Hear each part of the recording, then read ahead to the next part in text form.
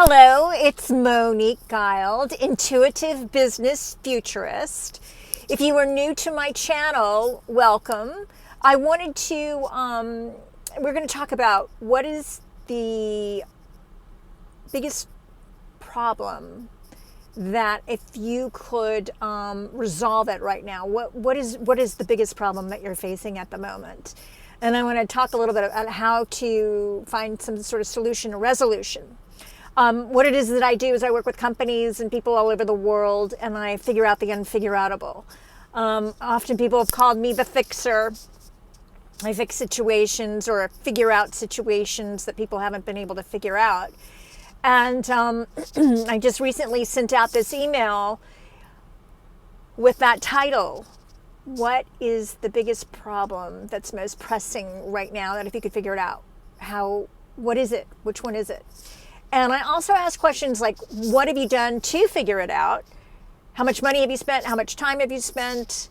What are the different modalities that you like to learn in, whether it be radio or television or reading my newsletters, working one-on-one or maybe possibly in my workshops. So anyway, that's new. If you want to sign up for my newsletter, please go to Monique Guild, Monique at MoniqueGuild.com. My website's MoniqueGuild.com. So a couple of things I want to say is how to begin when we have a situation that we're facing, whether it's mentally or physically or financially or fun, education, material, relationship, contribution, spiritually, that sort of thing. If we're having some sort of crisis or we need to figure something out, the first thing to do is to really look at the distractions in your life. What are you distracted by? Is there maybe a possible relationship, whether it be business or personal, where you're distracted? Is there an addiction? An addiction could be an internal addiction or an external addiction with actual substances. But internal addiction would be chaos of the mind. It would be an addiction to stress, an addiction to, I'll give you an example, Tiger Woods. 10 months ago, I told a friend of mine, Scott, I said, 10 months from now, Tiger Woods will absolutely be playing golf again. And he's like, there's no way. He is so messed up. I said, I promise you, he will, because what's happened is his dad has passed away. The person that he was always having to overcome an obstacle with, his dad was a major, major obstacle. I'll go into that in a later video.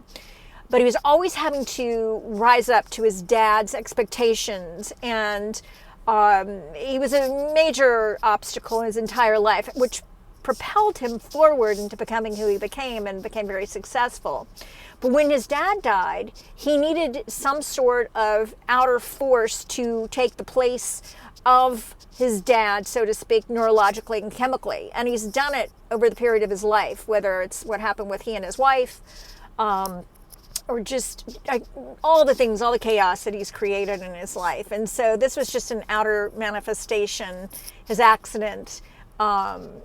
And so, but I will go into that in a different video. But so what are your internal obstacles? What is it that you're bringing into your present moment that actually is from your past?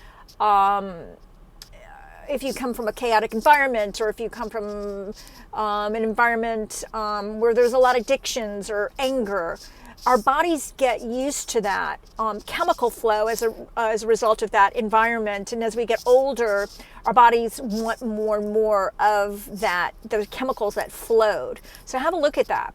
That's where I would definitely start. Just examine what are you repeating in your life, and they're just big fat distractions from your past. So we're going to start there. I don't want to make this too long.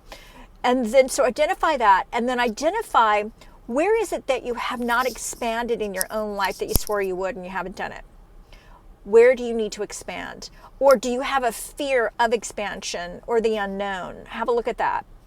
And then if it's financial, there is an article on my website called The Psychology of Money is Your Chemical Makeup.